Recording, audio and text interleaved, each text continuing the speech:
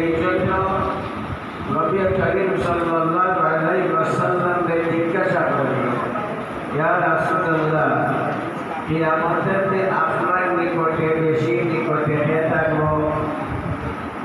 নবী করিম সাল্লাল্লাহু আলাইহি ওয়াসাল্লামের জবাব দিলেন, ইন্না আওলান নাস বি ইয়াউমাল কিয়ামা আকসারুহুম আলাইয়া সালাতান, যে আমার চেয়ে বেশি দুরূদ শরীফ পড়ব সে আমার বেশি নিকটে থাকবে। আর নবীজির উপরে যারা একবার দুরূদ শরীফ পড়ে, মুসনাদে আহমদের রিওয়ায়াত, আল্লাহ তাআলা তার উপরে 70 বার রহমত নাযিল করেন। কতবার? 70 বার। হাদিস একটাও নাই যেটার মানে নবীর নাম আসে না। সুতরাং যে পড়াইবা এই দুরূদ পড়বা, যারা শুদ্ধ তারাও দুরূদ পড়ব। যতটি হাদিস, সকল হাদিসের মাঝে নবীর নাম, এর সাথে সাথে দুরূদ শরীফ, এবং কোনো একটা হাদিস এবং নাই যে হাদিসে